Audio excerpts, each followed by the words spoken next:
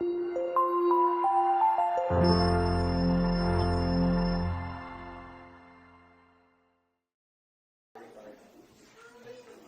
Քրիստոս գիտեք հետևյալ խոսքը ասեց թողեք այս մանուկները գան ինձ մոտ, որովհետև նրանցն է երկնքի արքայությունը եւ մեկ ուրիշ տեղ էլ ասած եթե այս երեխաների պես հավատք չունենաք, երկինք չեք կարող գնալ։ Գիտեք, այստեղ հարցը իրականում մանկության միամտության մեջ է, որտեղ մանուկը երբ որ հավատում է, ինչ որ մի բան ասում է, շատ հեշտությամբ հավատում է։ Ավելորդ հարցեր չեն տալիս, չեն փորձում պատկերացնել, ամբողջությամբ լիարժեք դնեն, տեսնեն օրինակի համար ֆիզիկայի օրենքներին համապատասխանում է թե չէ, մեր սկզբունքներին, մեր պատկերացած բաներին համապատասխանում է թե ոչ։ Ուղղակի եթե երեխային ասում ես, երեխան հավատում է, եթե Աստծո վստահելի անձնավորություն է, վստահելի մեկն է։ Մենք էլ որպես քրիստոնյաներ պետք է նման հավատք ունենանք, որտեղ շատ բաներ կա, ինչ որ Աստծո խոսքը մեզ ասում է, օրինակ շատ հրաշքներ են, որ դեպքում մենք հրաշքին հրաշք անվանում։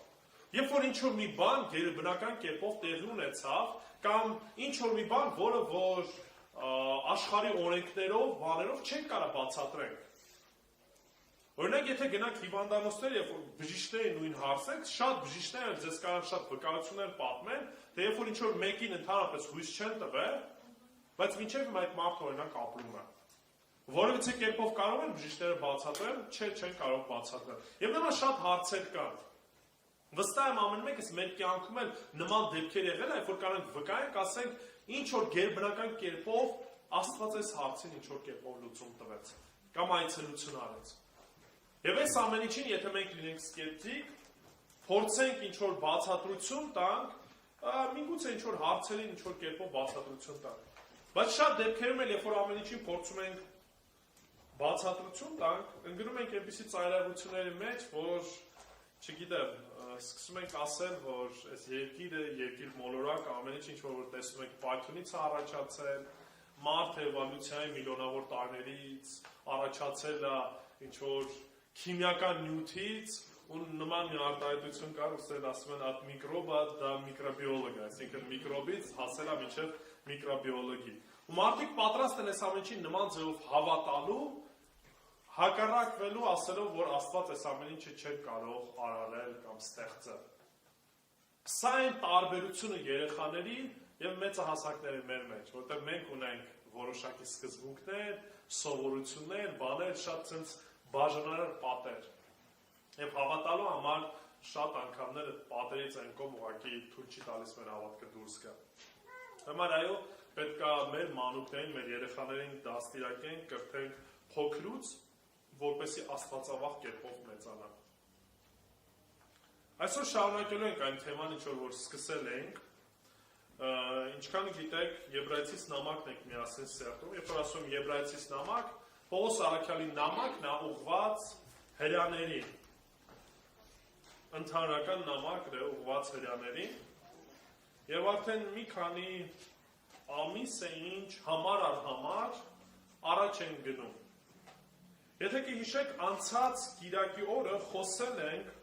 Հիսուս Քրիստոսի միջնորդության գլխավոր փաստերի մասին։ Հեղինակը բերում է 3 փաստ, որից 2-ի մասին խոսեցինք եւ երրորդը այսօր պետք է շարունակենք։ Կհիշեք, որոնք էին այդ 2 փաստերը, ինչը ամեն ինչից բերում առաջ որպես կարևորագույն հիմք։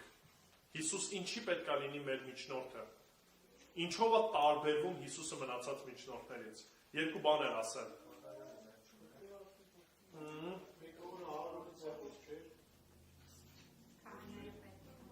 Չէ, 2 բան առանձնացնում։ Այն ինչ որ ասում եք, դրա մասին խոսել ենք, դա ճիշտ է, բայց ինքը 2 բան է առանձնացնում։ Ասում է նախ եւ առաջ իր դիրքի մասին, Հիսուս Քրիստոս ամենաբարձր տեղում է, Աստծո աջ կողմն է նստած եւ խոսել ենք սրա մասին, թե ինչ է նշանակում, որ Հիսուս Քրիստոս Աստծո աջ կողմն է նստած, մեկն է, ով որ հավիտյան Աստծո ներկայությամբ է, անընդհատ միջնորդում է եւ մենք ուրիշ միջնորդի կարիք չունենք։ Մենք կարիք չունենք ինչ որ սուրբերի, որոնք որ միջնորդեն մեզ համար, մենք կարիք չունենք հրեշտակների, որոնք որ միջնորդեն, մենք ունենք կարիք մեկի Հիսուս Քրիստոսի, որը որ այս պայծրությամբ Աստծո աջ կողմն է նստած։ Երկրորդը խոսեցինք վայրի մասին, չէ, առանձնացնում ասում է նա կատարյալ սրբարանում է, երկրավոր սրբարանում է գտնվում, այս պահի դրությամբ, երբ որ կար այն ժամանակ ֆիզիկական տաճարը, որտեղ որ քահանաները ծառայություն էին անում, Եբրայեցիս նամակի հեղինակն ասում է մի նայեք այդ տաճարը ընդհանրապես շունքն է, այն ամեն ինչ որ երկնքում է այն իրական տաճարը սրբարանը։ Այնինչ հայտնության գրքից տեսանք, որ երբ որ արդեն ժամանակը կգա, արևս տաճարի կարիք չի լինելու, որտեղ երկնքում բոլոր Աստծո ներկայության մեջ է։ Եվ տաճարը խորհրդանիշն էր Աստծո ներկայության։ Եվ այսօր խոսելու ենք երրորդ կարևոր առանձնահատկան կամ փաստի մասին, որը նոր ուխտը, որ Հիսուս Քրիստոս ծառայում է նոր ուխտով։ Ինչ ենք հասկանում ուխտ ասելով։ Այդ են կենթանին չի, որ սապատավոր այդ ուխտի հետ չենք։ Նոր ուխտ երթում կամ կտակ տարբեր ձևերով են այս խոսքը մեկնաբանում կամ թարգմանում, ինչի որովհետև իր մեջ մի քանի բաներ է պարփակում եւ այսօր կխոսենք սրա հետ կապված։ Բայց մինչև անցնելը կուզենամ մի փոքր խոսենք, որ ժամանակակից աշխարհում մենք նման սկզբունքներով ենք նույնպես շարժվում։ Օրինակի համար պայմանագիր արտահայտությունը լսել եք։ Բոլորս էլ ինչ-ինչ բաներում առնչվում ենք, օրինակ նույնիսկ գնում եք փոքրիկ մի SIM քարտ եք առնում ձեր հեռախոսի համար, այդ կազմակերպությանը պայմանագիր եք կնքում, որտեղ ունեք ձեր պարտականությունները եւ որտեղ կա նաեւ կազմակերպության պարտականությունները, որը որ իր վրա է ստանցնում, որ երկու կողմը պետքա պահեն այս պարտավորությունները եւ ըստ սրա մենք մնում ենք այդ պայմանագրի մեջ։ Կա նաև հատված, որտեղ որ գրված է, օրինակ, եթե որևիցե մեկը կողմերից չի կատարում այն պարտավորությունը, որը որ պետք է կատարի, պայմանագիրը ինչ է լինում, խզվում է։ Եվ այս հարաբերությունը իմ ընդհանրապես մեկ օրինակ բերեցի։ Այս հարաբերության մեջ մենք իրար հետ ենք, պետության հետ ենք հարաբերվում, ուրիշ պետությունների հետ ենք հարաբերվում։ Այսինքն այս պայմանագրերի իրականությունը ամեն օր մենք առնչվում ենք։ Բայց գիտեք, այս պայմանագիր հասկացողությունը որտեղից է առաջ եկել ընդհանրապես։ Աստծո խոսքից, Աստվածաշնչից։ Ամենասկզբնական այդ օրինակը կատարել օրինակը Աստված է տվել, կարծես այդ պայմանագիրը, երբ որ ասում ենք ուխտ կտակ, հենց այդ պայմանագրի մասին է խոսքը գնում։ Եվ գոյություն ուներ հին ուխտ, հին կտակ, հին պայմանագիր, եւ հիմա գոյություն ունի նոր կտակ, նոր պայմանագիր։ Եվ խոսելու ենք այս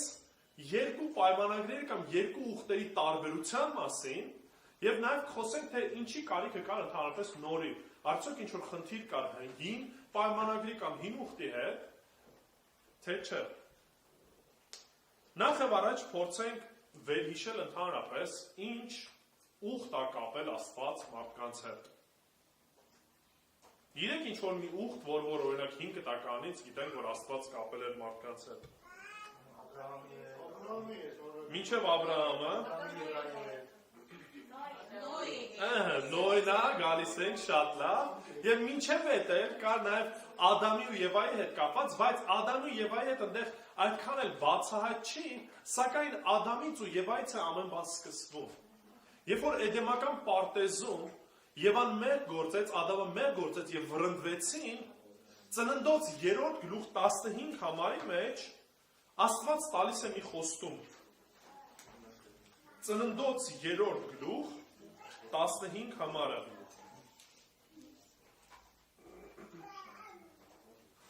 Եվ ես թշնամություն եմ դնելու քո եւ կնոջ միջև, օծի մասին է խոսքը գնում։ Եվ քո սերնդի ու նրա սերնդի միջև, նա քո գլուխն է ջախջախելու, իսկ դու նրա գարշապանն ես ճզմելու։ Ինչի մասին է խոսքը գնում։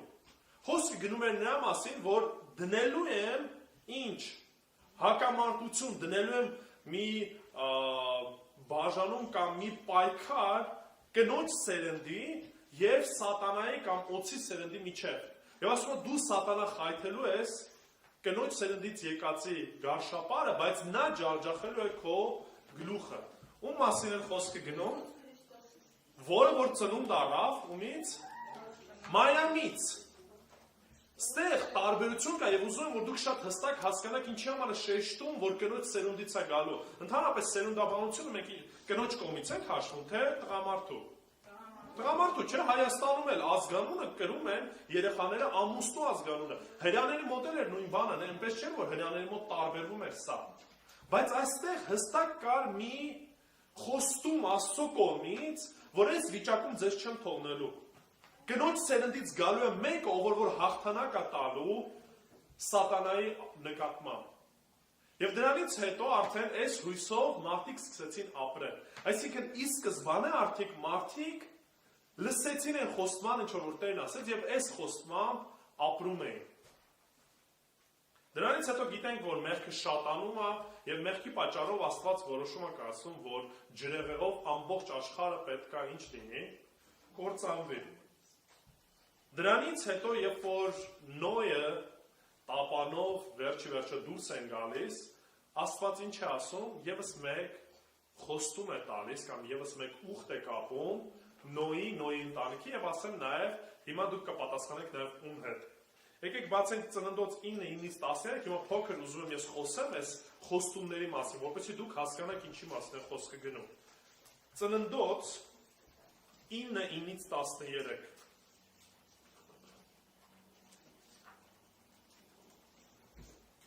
Ծննդոց 9:9-ից 13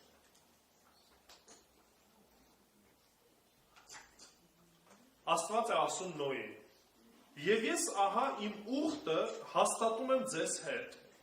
եւ ձեզանից հետո ձեր սերնդի հետ։ Ուրեմն այս ուխտը ում էր վերաբերվում, ձեզ հետ, այսինքն Նոյի ու Նոյի ընտանիքով որ փրկվեց, եւ ասում է նաեւ ձեզանից հետո ձեր սերնդի հետ, այսինքն այն մարդկանց, ովքեր որ ձեզանից հետո գալու են։ Դրանց մեջ ով է մտնում նաեւ մենք ենք մտնում։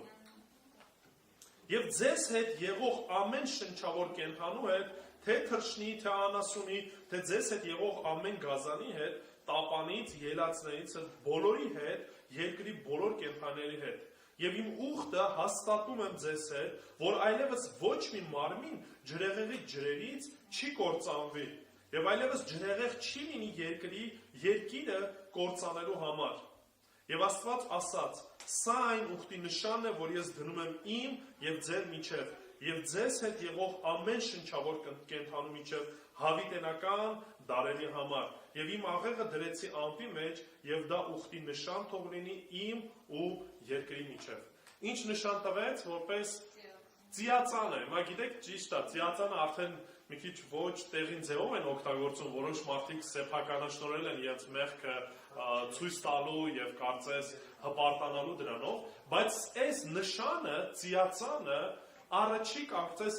Ադամից ու Եվայից հետո խոստումն էր, ուխտն էր, որ Աստված կապեց բոլոր մարդկանց հետ, որ այլևս նման ջրեղեղ չի լինելու գլոբալ, որ բոլոր մարդկությունը բնաջնջվի։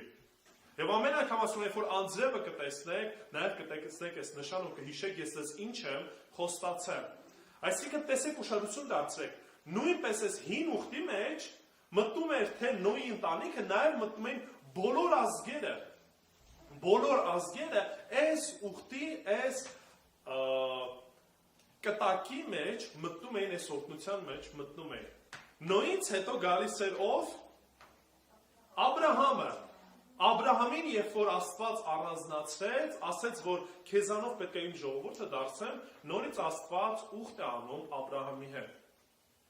Եկեք ուշադրություն դարձնենք հիմա Աբրահամի հետ կապված Աստծո ուխտին։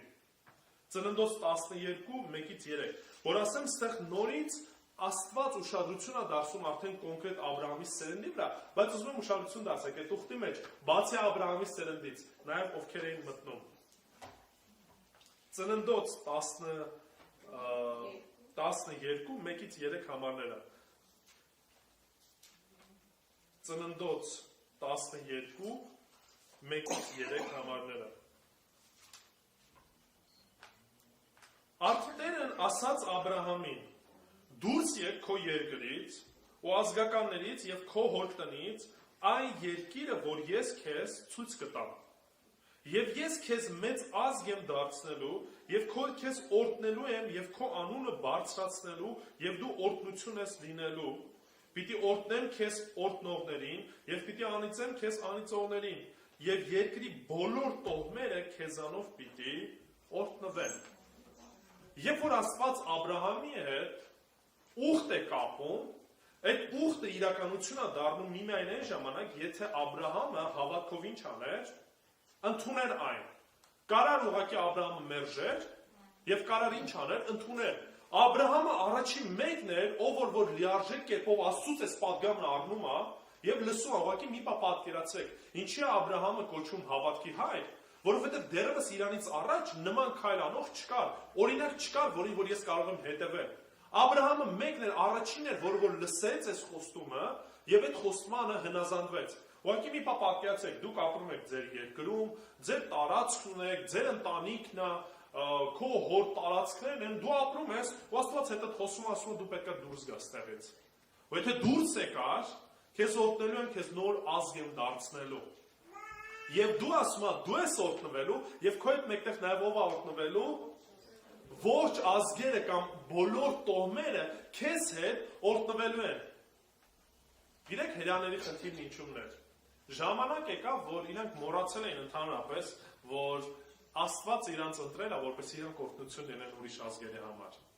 Այնքան այն ամեն ինչը կենտրոնացել իրանց վրա, որ ասում էին, մենակ մենք ենք ընտրված եւ մնացած ընդհանրապես Աստված որից է մարդկանց հետ որից է կապ չունի, որից է բան չունի մնացած ազգերի հետ։ Մենք ենք միմիայն ընտրված մարդիկ։ Սա էր այն խնդիրը, որ հավատք չունեին, այնինչ Աբրահամը հավատքով այս ուխտը ընդունեց եւ սկսեց քայլել Աստծո հետ։ Եվ վերջինը Մովսեսի հետ է կապում, սա այս հատվածը չեմ կարդալու, Սինա լեռան վրա, երբ որ Աստված տալիս է արդեն օրենքները։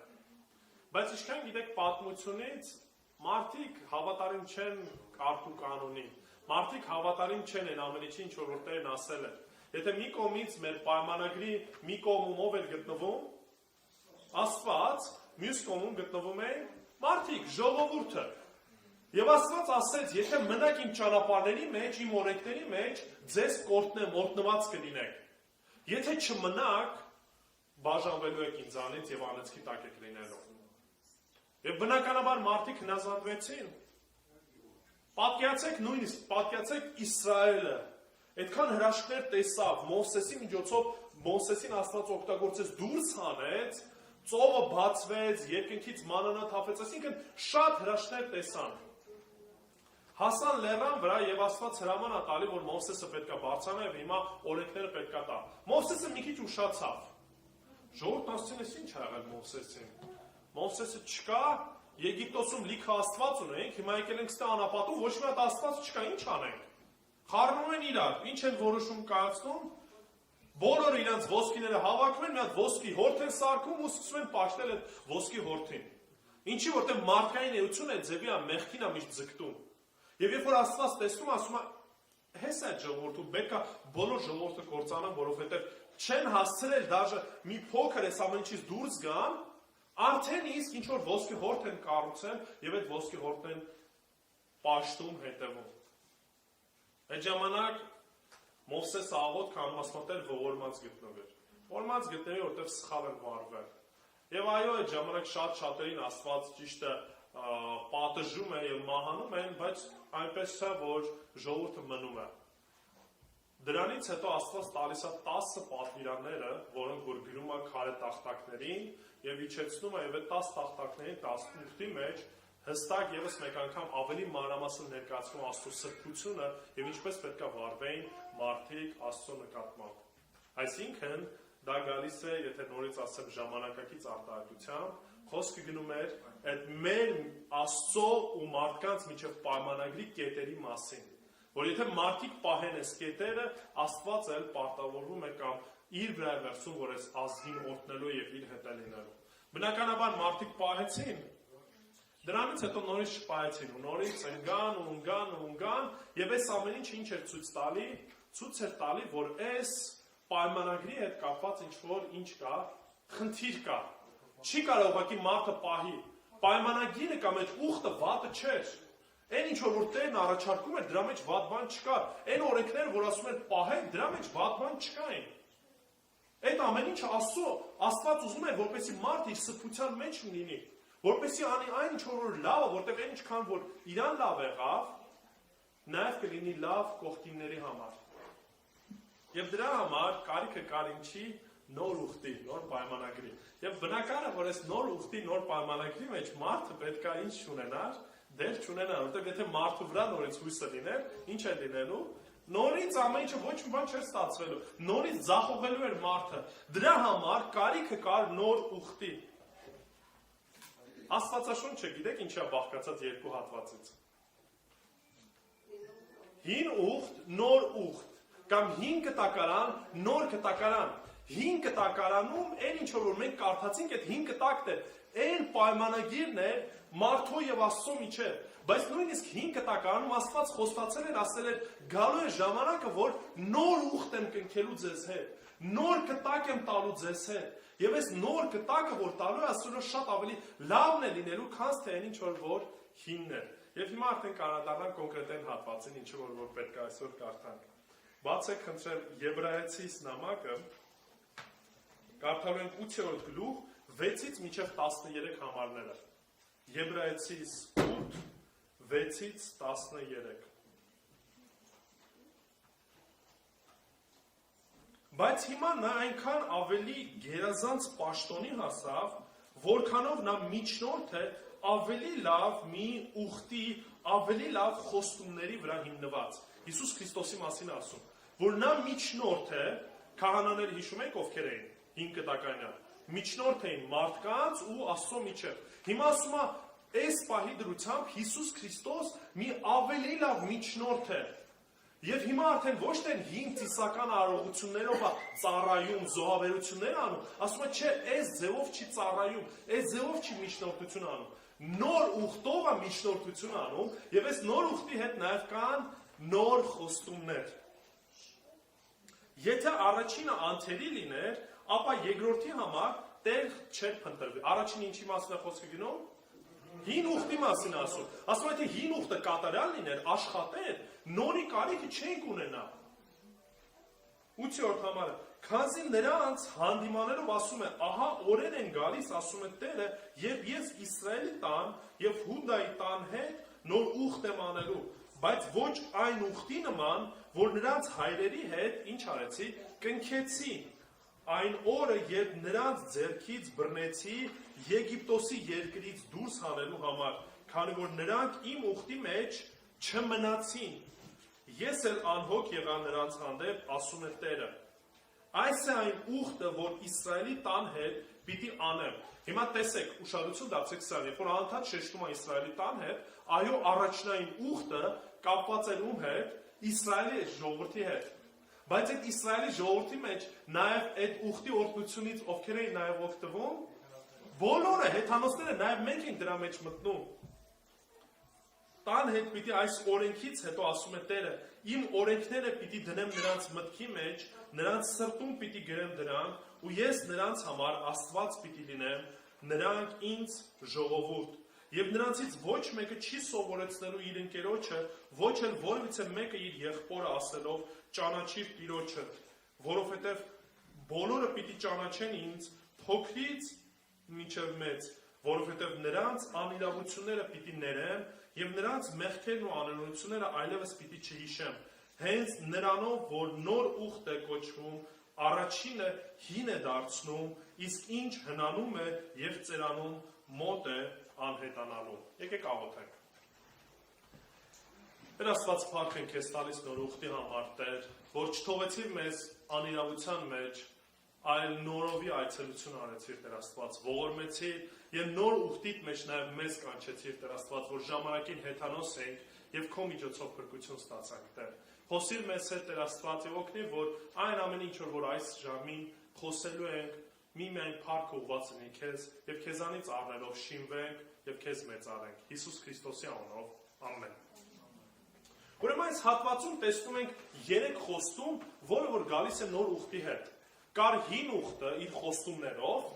եւ հիմա այդ հին ուխտն ասում է անցել է, եւ հիմա տալիս եմ ձեզ նոր ուխտ, եւ այդ նոր ուխտի մեջ Աստված տալիս է 3 խոստում։ Առաջին խոստումը սա է, որ արդեն այս ուխտը շնորհքի խոստում է լինելու։ Ինչ է նշանակում շնորհքի։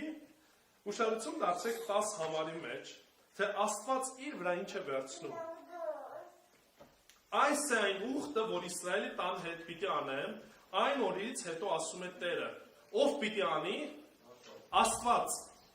Իմ օրենքը պիտի դնեմ նրանց մտքի մեջ։ Ով է օրենքը դնելու, նորից Աստված է մտքի մեջ դնելու օրենքը։ Նրանց սրտում պիտի գրեմ դրանք։ Աստված ինչ է անում, դնում է մտքի մեջ, գրում է մտքի մեջ, ու ես նրանց համար Աստված պիտի լինեմ, նրանք էլ ինձ ժողովուրդ։ Հիմա ուշադրություն դարձեք, եթե առաջ այս ամեն ինչը մարդկանց վրա էր, մարդիկ իրանք պետք է ցանկությունն ունենային հետևելու, օրենքը պահելու, հիմա Աստված ինչ է ասում, մարդկանց վրա այլևս այդ հույսը չեմ դնելու, մարդկանց սրտի մեջ, մտքի մեջ գրելու եմ, իրանց սրտի տախտակների մեջ եմ գրելու, որպեսզի այդ փափագը ունենան, ինչ անելու, հետևելու օրենքը, պահելու օրենքը։ Մենք հայերս, ոչ միայն մենք հայերս, մարդիկ ասում են, չէ, մարդը սիրում է, որ օրենքը լինի, որ ինչ անի, այդ օրենքը խախտի։ Այո, սա ճշմարտություն է, բայց այն ինչ որ Աստված է ասում Քրիստոսի միջոցով, հիմա այդ նոր ուխտը, որ տալու եմ, խոստումներն ալելու, որ այն շնորհքով է լինելու։ Ձեր ջանքերով չեք պահելու այդ օրենքը։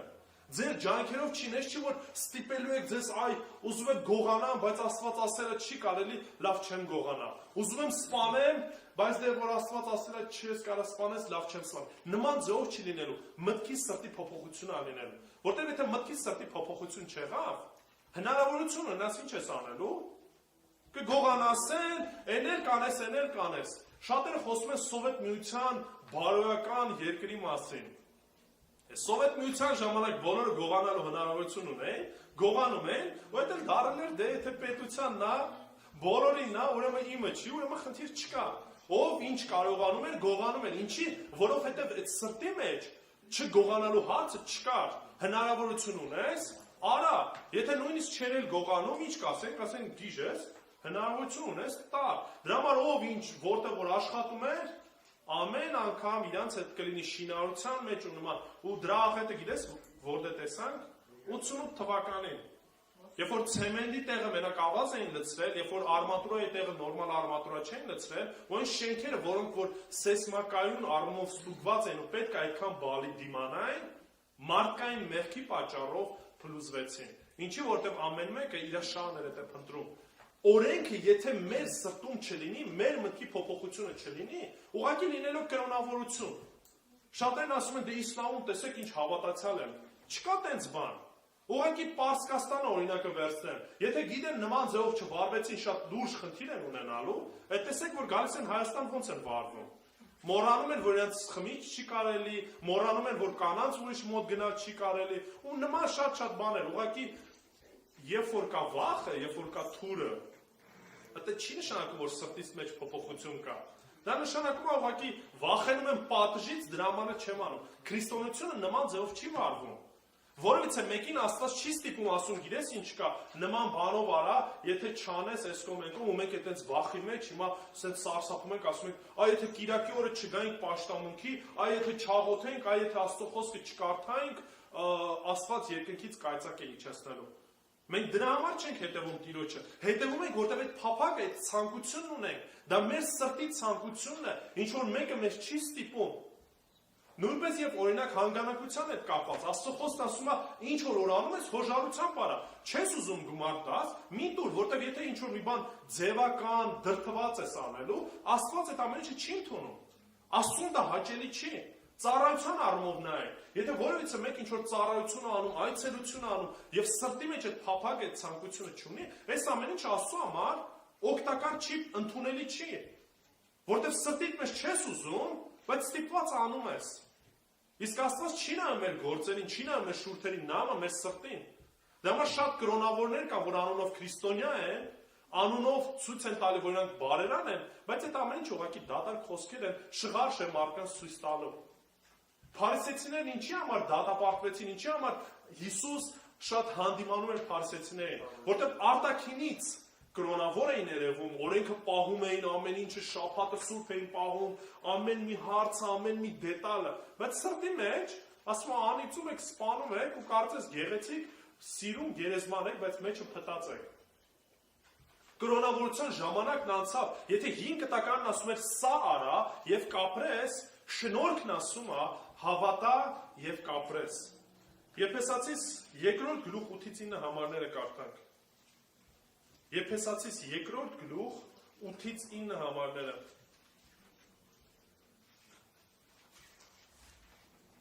Եփեսացիս 8,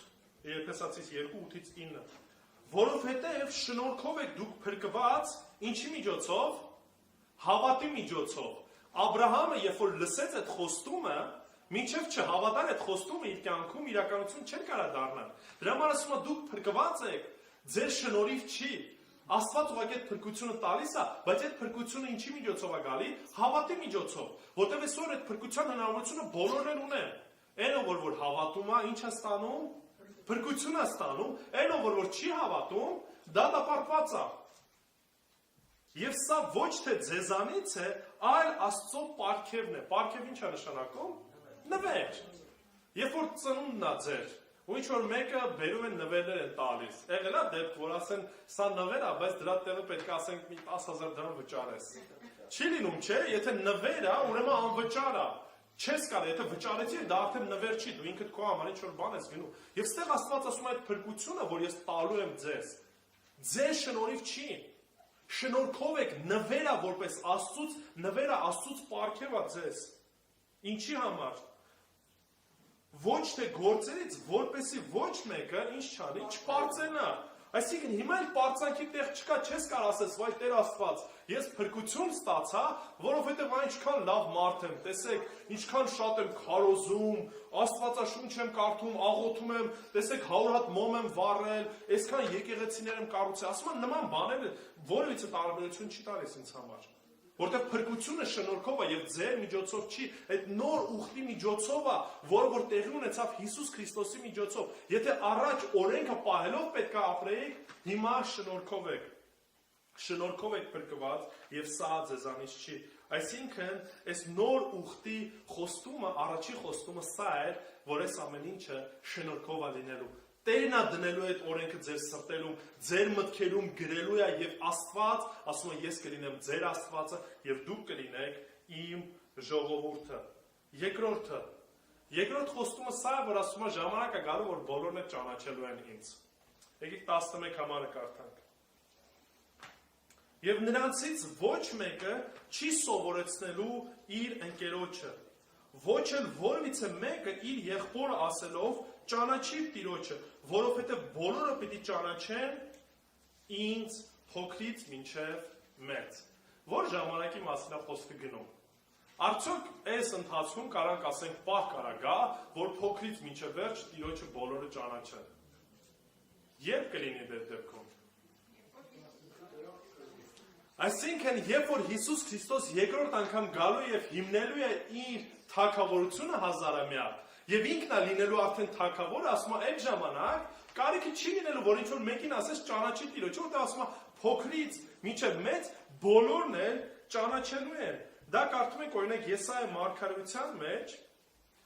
11-րդ գլուխ 9-րդ համարում։ Եթե կարդաք նույնիսկ այդ հատվածը բավականին հետաքրքիր է, որտեղ հազարամյա թագավորության ժամանակ վերականգնվելու ամեն բան։ Նույնիսկ կենթաների մեջ գրված է, որ այլևս վիշապիչները չեն որս անելու, գրված է, որ փոքր երեխան այրուծի ձագի հետ է խաղալու, ու նման օրինակն է բերում, այսինքն կատարելության, ինչ որ կար է դեմական պարտեզում, ասում է, որ Քրիստոս վերադառնա իր ուխտի մեջ, սա է ասելու։ Հիմա ուշադրություն դարձեք, ընդհանրապես մի հատված կկարդամ։ 11-րդ գլուխ 9-րդ համարը, Եսայա։ Եվ ասեմ, սա 5 կտակարանում է Հիսուսի ծնունդից հազարավոր տարիներ առաջ։ Եփեսացիս Եսայա 11:9։ Նրանք չեն վնասվելու ու չեն կործանելու իմ ամբողջ սուրբ լեռան վրա, քանզի ամբողջ երկիրը լցվելու է Տիրոջ գիտությամբ, ինչպես ջրերը ծածկում են ծովը։ Այսինքն այդ ժամանակ Տիրոջ գիտությունը ամբողջ ազգի մեջ լցվելու է։ Ասում են ինչպես որ ծովի մեջ ջուրը լիքն է, չէ՞։ Ասում են այդ ձև եւ Տիրոջ գիտությունը լինելու է իմ ազգի մեջ, իմ մարդկանց մեջ, որտեղ տեսնելու են ինձ, սովորելու են ինձանից եւ 1000 տարի այդ լիարժեք կյանքն է լինելու։ Եվ այս ամեն ինչը իրականություն է դառնում նոր ուխտի մեջ, այլ ոչ թե հին ուխտի մեջ, որտեղ հին ուխտի մեջ որևիցե կյանք չկար, որտեղ որևիցե մեկը չէր կարող օրենքը պահել։ Այսօր մենք էլ չենք կարող լիարժեք օրենքը պահենք։ Մենք օրենքը պահում ենք Քրիստոսի մեջ, որտեղ փրկված եք շնորհքով եւ ոչ թե գործերով։ Հիմա ինչ է նշանակում սա։ Արդյոք դա նշանակում է, որ մենք օրենքը չպետք է պահենք։ Դա նշանակում է, որ օրինակ մենք պետք է սպանենք, գողանանք կամ ուրիշ վայել վերաբերմունք ունենանք։ Չէ, դրա մասին խոսքը չի գնում։ Ուղղակի մենք արդեն հոժար կամքով ենք այդ ամեն ինչը ցանկանում պահել, այլ ոչ թե դրթված կրոնական շարժառիթներով։ Եվ վերջացնում եմ սիրելիներ, երրորդը Աստված նոր ուխտի մեջ խոստանում է, որ կների մեր բոլոր մեղքերը։ Եկեք կարդանք 12 եւ 13 համարը։ Որովհետև նրանց անիրավությունները պիտի ներեմ, եւ նրանց մեղքերն ու անօրությունները այլևս չպիտի հիշեմ։ Հենց նրանով, որ նոր ուխտն է կոչվում, առաջինը հին է դարձնում, իսկ ինչ հնանում է եւ ծերանում մոտ է անհետանալու։ Աստծո խոսքն ասում է Երանի այն մարդուն, ում Աստված մեղքերը չի հիշի կամ իր առաջ չի բերել։ Գիտեք, մեղքի խնդիրը մի բան է, որ որևիցե մեկը չի կարող լուծում գտնել։ Մեղքի հետևանքը մենք տեսնում ենք մեր շրջապատում։ Ամեն օր, ամեն վայրկյան։ Երբ որ դուրս եք գալի, տեսնում եք մահ, իմացեք, որ այդ մահի հետևանքը սկիզբ է առել մեղքի պատճառով։ Երբ որ տեսնում եք հիվանդություններ, որով օրինակ կորոնան է տարածված, այս ամեն ինչը մեղքի հետևանքն է։ Որովհետև ի սկզբանե ոչ մահ կար, ոչ հիվանդություն կար, ոչ ցավ կար, ոչ լաց կար էդեմական պարտեզում։ Բայց մեղքի պատճառով այս ամեն ինչը մտավ եւ մենք բոլորս էլ այդ մեղքով վարակված ենք։ Եթե օրինակի համար հիմա ինչ որ պատվաստումներ կա, ուրիշ ինչ որ կերպերով փորձում են կորոնայի հետ կապված օգնել մարդկանց, որոշակի դեղահաբեր կա, մեղքի համար օրինակ չեք կարող գնալ դեղատուն, ասեք, գիտես ինչ կա, այսօր մեղք եմ գործել, մի 5 հատ դեղահապ տվեք, այդ մեղքերս ներվեն, որպեսզի Աստծո հետ լավ լինի հարաբերությունս։ Նման հարցերի լուծում չկա։ Ճիշտ է, ժամանակին կաթոլիկ եկեղեցին ինդուլգենցիաներ էր վաճառում, այսինքն գումար եք վճարում, Հռոմի Պապը ստորագրում էր 10,000 մեղք ներված է, մարդիկ կային, որ իրապես sense հավատում էին, ու ասեմ ոնց էին անում, ներկայացնում, ոնց որ դժոխքի կրակներն են, ընդեր գոռում են, բոլորը վառվում են, sense, մարդիկ են նայած դրանից ոգևորած, ասում են, ահա, թարմ ինդուլգենցիաներ ունենք ստորագրած, վաճառվում այսքան։ Եկեք առեք ու փրկություն կստանանք։ Ուրիշ ծայրահեղություններ կա, մարդիկ էլ կան ամբողջ կյանքը շատ անշնորհ կյանքով ապրել են, հետո մահացել են, բայց քանի որ գումար ունեն, ժամանակին 1-2 տաճարել են սարքել, քահանային էլ գումար են տալի, քահանան աղոտ քանում, ասում է Տեր, Աչակովյան թագավորությունից տար Ձախակամյան կամ սենց, որ այսինքն երկնքում էլի պատրաստ լինի, միջնորդ ունենանք, բայց Աստծո խոսքը նման բան չի ասում։ Աստծո խոսքը շատ հստակ սովորեցնում է, որ փրկությունը միմիայն նոր ուխտի մեջ լինելով է Հիսուս Քրիստոսի միջոցով է։ Եվ որևիցե գործերով, որևիցե ֆինանսով, որևիցե քայլով Աստծո առաջ չես կարող ինչ որ արդարանաս։ Մեղքերի թողությունը չես կարող ստանաս ինչ որ քայլերից ելնելով։ Ուզում ես 10,000 տաճար կառուցի։ Ուզում ես ամբողջ կյանքդ այդ տաճարում անցկացա եւ 100,000 մոն վառի, 100 մերաղուտնել ամեն անգամ 100 անգամ կրկնի։ Դա որևիցե փոփոխություն չի տալու, եթե սրտիդ մեջ այդ փոփոխությունը չկա, որովհետև այդ նոր ուխտը կատարվում է Հիսուս Քրիստոսի խաչի միջոցով։ Եթե Հիսուս Քրիստոս չխաչվեր, չմահանար, մեր մեղքերի պատիժը չկրեր,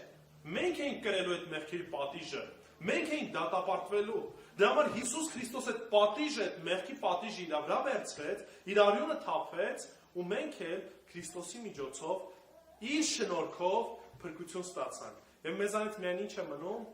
հավատալ, ընդունել Տիրոջը, ընդունել Քրիստոսի այս զոհը, այդ նվերը ընդունել եւ փրկություն ստանալ։ Դրա համար Աստծո խոսքն ասում է, ով որ կհավատա, կփրկվի։ Իսկ ով որ չի հավատում, արդեն դատապարտված է։ Գիտեք ինչ ասում, որտեղ չհավատաց Աստծո միածին որդու անվանը։ Վերջացնում եմ սիրելիներ Հովանու առաջի գլուխ 9 համարում,